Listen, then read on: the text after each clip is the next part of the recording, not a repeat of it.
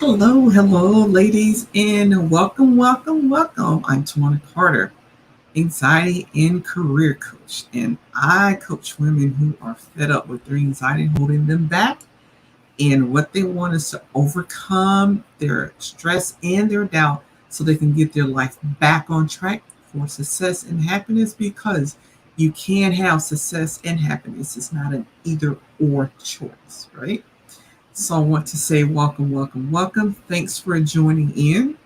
And as well, for those of you who catch me on the replay, as always, thank you for taking the time out of your day to circle back and listen to the replays, right?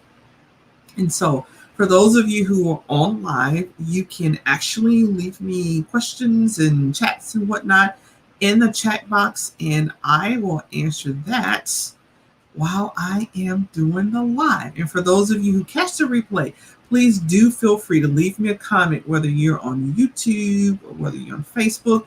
Leave me a comment because I do, again, circle back and answer your comments and answer your question. As always, thank you for taking the time out to listen to the live and hope that you will find this useful. So today, we are talking about anxiety and insomnia. Oh, they typically go hand in hand.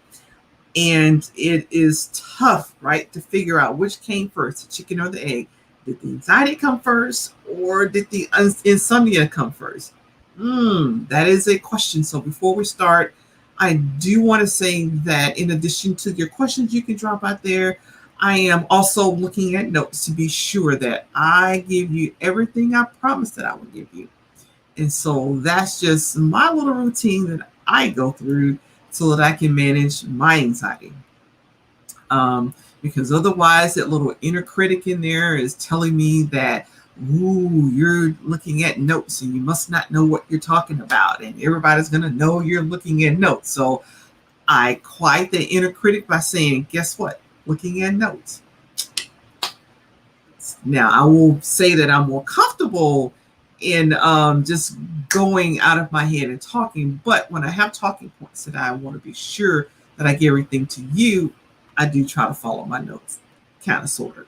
Not perfectly, but it's always about consistency, not perfection anyway. That's where the success lies in life, right? So, and strangely enough, I knew I was doing this topic. I set it up last week. And of all things, night before last, got insomnia. I went to sleep on time, which is good for me. And because I wear a CPAP, and they clock how many hours you're sleeping, and you're supposed to be sleeping at least 7 hours. And when you have a CPAP, you go through all of that. And for those of you who don't know what a CPAP is, it is a machine. I have a mask that covers my nose and my mouth because I have sleep apnea. So basically, when I was tested about 149 times throughout the night, I stopped breathing. So you wear this mask, and CPAP stands for continuous positive airflow. It basically blows air into your throat, your nose, and your throat, your mouth rather. So you have this continuous positive air to stop you from where you don't stop breathing at nighttime. So it's a health thing. And if you think that you have sleep apnea, I really do advise that you just go see your doctor to get tested, because I had it for a while before I knew. My soldiers really talked about me doing Desert Storm because I snored, and it's that snore, get really quiet, snore. But it's important to be treated for sleep apnea because it causes a lot of things: high blood pressure, heart problems at the top of that list, right? So here I go, a couple of nights, ago, and I had my CPAP on. I have insomnia. I can't sleep. And so it's like, okay, we're not going to worry about going to sleep. And we're going to put some things into play to get us there so we can feel rested and relaxed. And I thought, here I am doing this live on insomnia and anxiety, and I have insomnia. But nevertheless, I actually used some of the things we're going to be talking about tonight. So as I said before, sometimes we don't quite know which came first. Did the insomnia come first and it's making you anxious, or did the anxiety come first and it's giving you insomnia, right? And researchers have basically called this bidirectional. Basically, if you have anxiety, it can cause anxiety. I'm sorry, if you have anxiety, yeah, it can cause anxiety. If you have anxiety, it can cause insomnia. But if you have, you know, insomnia first, you can't sleep, then that shoots back the other direction and it can cause your anxiety levels to rise. So this means that sleep problems can actually cause anxiety, and anxiety can cause sleep issues, can cause insomnia. And just like anxiety, sleep problems, lack of sleep can cause a number of issues. It impacts how you function emotionally, mentally, and physically. And what do you mean by that? So, when you have insomnia, sleep problems, you're more at risk for missing work, calling in. I've had to do that a couple of mornings, um, go in late, call in and take leave because I wasn't able to sleep. Or I was able to finally get to sleep, but I just felt groggy when it was time to go to work, like I'm not quite all there. I didn't feel as sharp. I didn't feel as focused. And when you don't feel as sharp and you don't feel as focused, you're more apt to make mistakes, and it puts you at a higher risk for injuries in the workplace, or so that you're not doing as well in school, or you're not quite there. So whether you're missing work or you're missing school, you're at higher risk for injuries. And it also puts you at a higher risk for things like heart attack. It puts you at a higher risk for things like hypertension. It puts you at higher risk for stroke and diabetes, among some other things. So that's the reason why it is important to figure out, what do you need to do to manage the insomnia and manage anxiety, because they both put you at risk for these things, right? And so one thing I do want to note, that if you are already getting treated for like insomnia, make sure that you let your doctor know that you have anxiety or chronic stress. Because if you're trying to treat the insomnia without addressing the anxiety and the chronic stress, you're really not going to get anywhere. They can give you some things that make you go to sleep, but you're not going to get the problem resolved, because it typically is the chronic stress and it is anxiety that's causing the sleep problems, right? So let's go ahead and jump right into some strategies that you can use to help with managing that anxiety and insomnia, so you can actually get some sleep, right? So I have 7 tools, right? 7 tools to help you manage that anxiety and insomnia to get some sleep. Now, most of these are the following are some really effective, simple strategies. And start implementing one, implement all, but just start somewhere to really help curb your insomnia, so that you can lower that anxiety, reduce that anxiety, and get better sleep. So, say number 1, reduce your caffeine intake and reduce your alcohol intake. Oh my goodness, yes, I said that, right? Because what I hear from clients is they'll go, but a glass of wine helps me to relax. I just take, a really cold beer, and it helps me to relax. When you drink those things at nighttime, especially when you're drinking close to your bedtime, it's never really a good idea, right? You should really try to be caffeine free about 4 hours before you go to bedtime. And sometimes when you drink, it'll relax you, but when it wears off, you're back up. And that kind of can be the reason why you can go to sleep. You can get to sleep, but you can't stay asleep, right? Now, if you need something to drink that can really help you to relax, you want to drink, you can try some decaffeinated tea, such as chamomile tea, lavender, peppermint.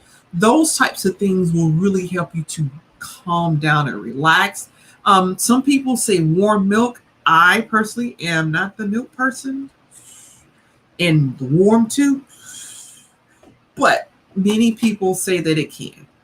It's probably the tryptophan in the milk that kind of helps you to relax. Like you eat turkey and then you feel like, in the comatose, you're going to crash. It's the tryptophan in the turkey that does kind of relax you and make you sleepy. Same thing with the warm milk.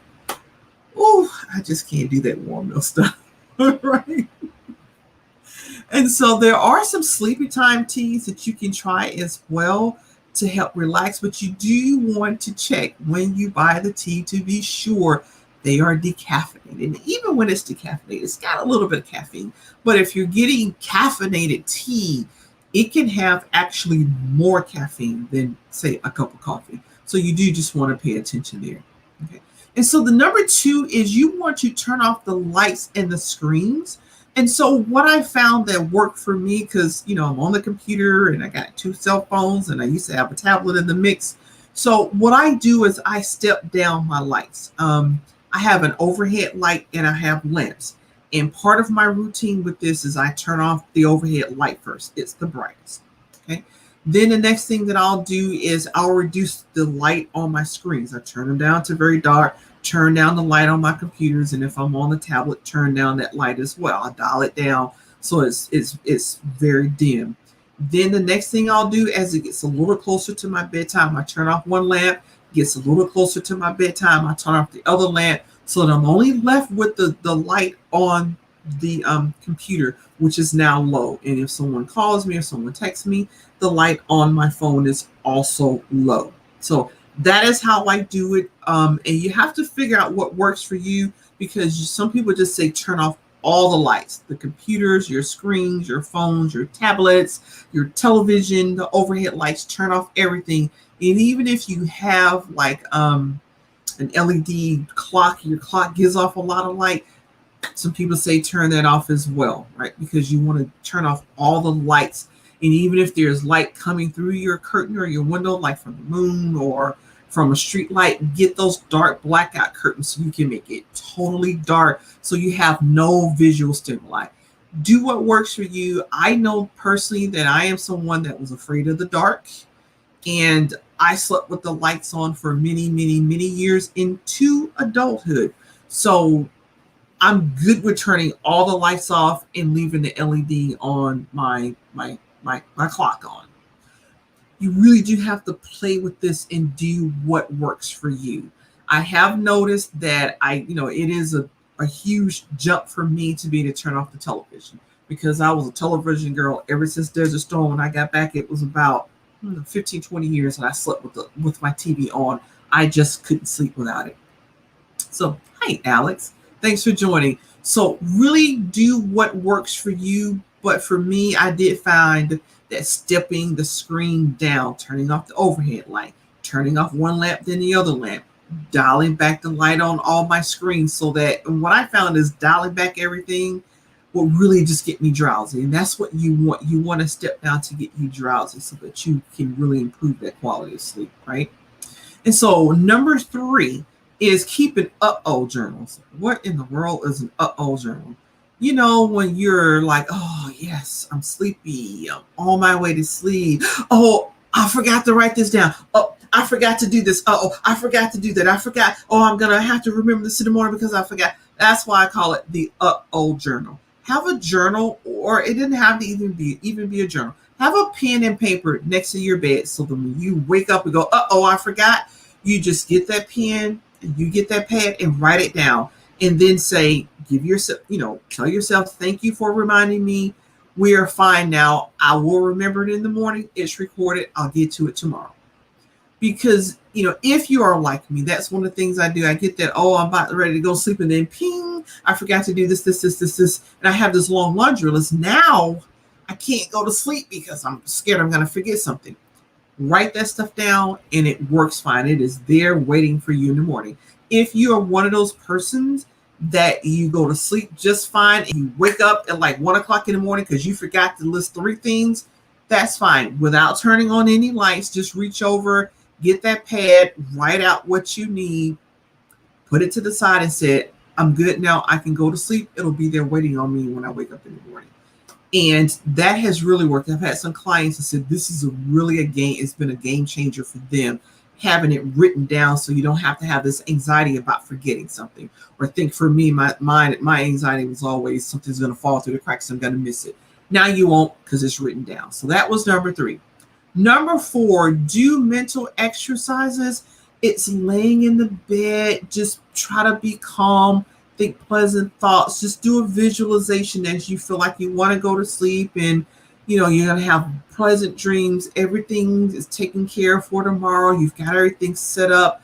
And then it kind of just gets you, if you do this every night, it gets you in the habit of doing these mental exercises. So it just brings you down, I like to say, bring you down 1,000 or 2,000 so that you're ready to go to sleep. right? You can also practice progressive muscle relaxation. That is where you start from your feet, right? And you just tense the muscles and relax. You go from your feet to your legs, to your thighs, to your tummy, to your chest, your abdomen, your arms, your face, your neck, everything. You're tensing and relaxing, tensing and relaxing. Typically, by the time you get to your head, it's time to tense on your face muscles and relax. Your whole body should really be calm.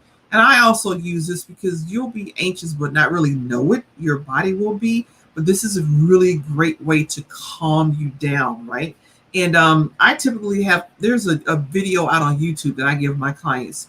It's about 6.5 minutes that, I've had clients that find really great success. And I'll try to look that up while I have you guys on here so I can get that link to you. The other thing that I have had really good success with quite a few clients are the Tibetan singing bowls.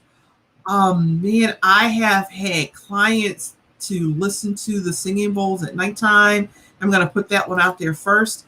I have actually had clients tell me that their spouse can now sleep because the client is listening to Tibetan singing bowls. And the thing about it, I put a link out there for the Tibetan singing bowls. They have them that are like 8, 9, 10 hours long, so you really can. It says Periscope didn't get. Okay, so those of you who are on Periscope, you're not going to get that comment, but you can check out me on check out my YouTube channel out there, Twanna Carter Professional and Personal Coaching, or my Facebook page. You can get the link there. Periscope, YouTube, they have 8, 9, 10 hour long videos, and I have clients that said like 4 years later, they are still able to sleep and their spouse is able to sleep because of this. And I have people who've had insomnia for years. They tell me they haven't been able to sleep because they've been on like a third shift and they can't sleep. They told me that this and the breathing at nighttime has really worked. And when they haven't slept in years, or I've had someone that was like 8, 9, 10 months, they hadn't been able to sleep. They were able to sleep by using progressive muscle relaxation and a Tibetan singing bowl. So it really does work well. I like to start my clients out when they do the progressive muscle relaxation. I like to start them out on a 6.5 minute video. It's not mind-boggling. You can do a 6.5 minute video. If you find that it works for you, on YouTube, they have some 15, 20, and even 30-minute progressive muscle relaxation. Try what fits you, figure out, finagle it. And I often kind of wonder about, because I give people this to do, and I was like, well, you're married. I don't know how that's going to work out. And what my married couples tell me, my married clients tell me is it helps their spouse as well. They both sleep. That's a twofer right there. But any one of those progressive muscle relaxation or listen to the Tibetan singing bowls, I have had really good success with clients with those, right? Number 5, the 5th thing that you can do, strategy that you can do, is self-hypnosis. Not only is self-hypnosis available wherever you go, because sometimes I have people that travel and say they can't sleep because they're in a different bed and a different place and their body's like, I can't sleep. Self-hypnosis, you can take it with you, and it definitely works. And there's no books, it's nothing you need to do when you do when you do self-hypnotize. There's nothing you need to do but go through it, right? And so I'm actually doing a video. I have a webinar coming up on limitless self-hypnosis, an introduction to self-hypnosis. So be on the lookout for that if that's something you do want to try. It has had some great success with this as well with clients. So definitely you can try self-hypnosis, right? Number 6 is get active and move your body during the day. Be active, move, action, doing, whether it's bowling, walking. Well, some of you may not be able to do bowling depending on whether or not you're in a city or a state or a country that is still socializing there, or social distancing. But hey, yoga, tennis, jump rope, stretching, Pilates, Tai Chi. Tai Chi is really good. That is a really good exercise for you to do, especially if you're like me, you have problems with your joints and they ache. Tai Chi really does a good job very slow, controlled movements, and they work the body out. Man, you'll be dripping sweat before you know it. It's a very good, intense, full body workout. Whether you're chasing kids or chasing grandkids or chasing your younger nieces and nephews, anything that gets your body moving during the day helps. The only thing that you want to be sure of is how close you're exercising to your bedtime. Most people don't do well when you exercise too close to bedtime because the endorphins kick in and you feel good and you're alert and you're ready to tackle the world. Fortunately, I am not one of those people. I can exercise. I can do, at one time, I used to do Taibo just before I went to bed, get in the bed and sleep like a baby. Just wonderful sleep, but not everybody can do that, right? And that's why some people, they'll say, take a hot shower, take a shower. I am one of those people, if I take a shower, hot shower, I wake up and I'm energized and I can go for another 3, 4, 5 hours to like 2, 3 in the morning. So it really is figuring out what your body can work with and what actually physically works for you. But for most people, exercising too close to your bedtime will wake you up and make you alert, right? And if you've been counting, we are actually on number 7. Set up a bedtime routine and live by it. Live by it. And don't get me wrong, it's okay for the occasional thing to pop up. For instance, when I don't know about your family, but when family comes to visit, bedtimes are typically off because everybody's talking and catching up. We're all excited to be there with each other. And that's okay because it's about being persistent, being consistent in setting up that routine. So what I mean by setting up a routine, you're basically creating a sleep habit. You're creating a habit for getting to sleep. So what are some things you can do? I told you one of mine. I taper down the lights. I don't just turn out everything all at once. Although if that works for you, good. That can be part of your routine. For me, part of my routine is tapering down the lights. Taper down. Overhead light first, one lamp, then the other lamp. Light on the computer goes down. Light on the phone goes down. Television is off. That is my tapering down. That's one thing you can do. Try to go to bed about the same time every night. Give or take the same time. Do you take a shower just before you go to bed, or do you need to take your shower an hour or two before you go to bed? Because again, like me, showers perk me up and it just make me energized. But if you take it 2 or 3 hours ahead of time for you to go to bed, you should be okay.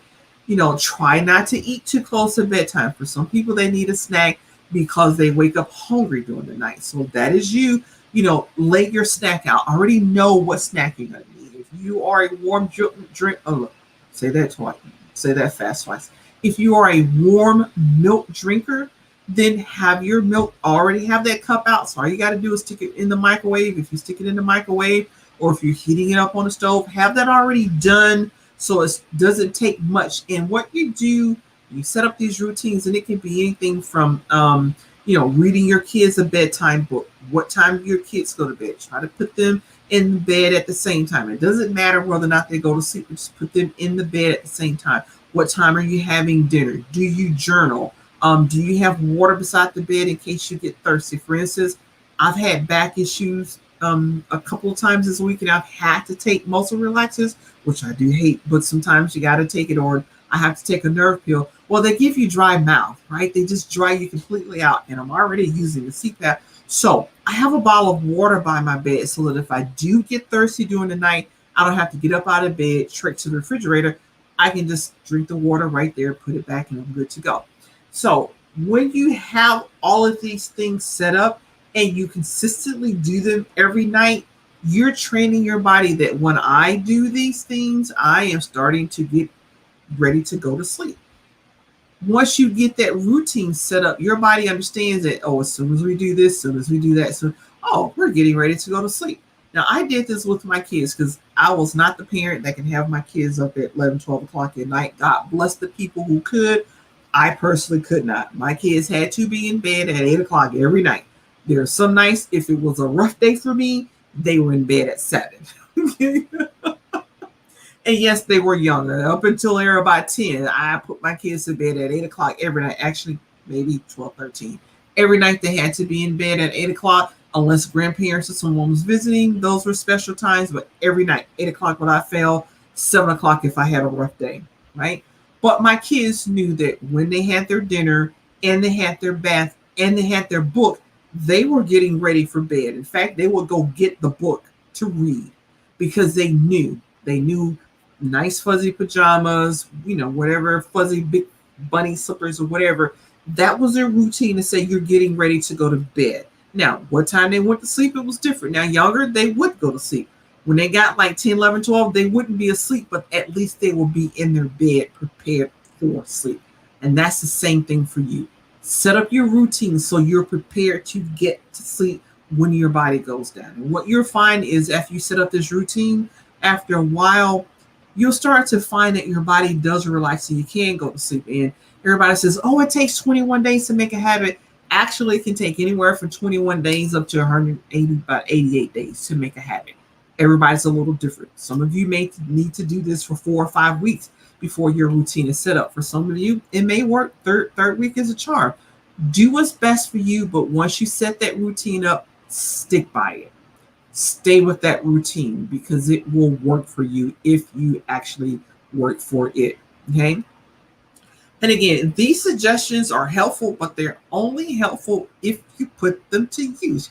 You got to put them into practice. You got to be consistent. It's not about being perfect. There are some times that, this is me. I got to get this done. Since I'm up, I can get this done too. Well, since I'm already up, I can get that done and that done and that. It's okay to have a couple of nights like that, during a month. But for the most part, you want to be consistent in your routine, especially until you make it a getting to sleep habit, right? Pick one or more of these strategies and decide that your happiness is well worth the small changes so that you can actually sleep instead of being up in an anxious insomniac going like, oh my God, I gotta go sleep, I gotta go now. Oh, it's 4 hours till my alarm clock goes off. It's 3 hours. I know that because I've been there, right? So begin to experience the happiness that you deserve by taking these positive steps to set up a positive sleep routine, right? So if you have any questions and comments, and I just want to pop on here to be sure I haven't missed anything. I don't think I have. Good deal. So thanks for watching. I do appreciate it. Again, those of you who are watching me on the replay, thank you. Join me this Thursday. I will be live again. This will be 6:30 Eastern Time, 5:30 Central, and 3:30 Pacific Standard Time. That's 4:30 Mountain. And for those of you in the UK, it will be 11:30 at night your time. And for those of you in Sydney, Australia, it'll be at 8:30 in the morning. I'll be talking on identifying chronic stress so you can reduce your anxiety levels. It's very important because stress and anxiety are not the same thing. But if you're chronically stressed, you need to figure out what your triggers are and what's causing it, because then when you handle the chronic stress, you can actually bring your anxiety levels down. So join me Thursday, and I will be here live. Thank you for being here today, and you all have a great evening. Bye-bye.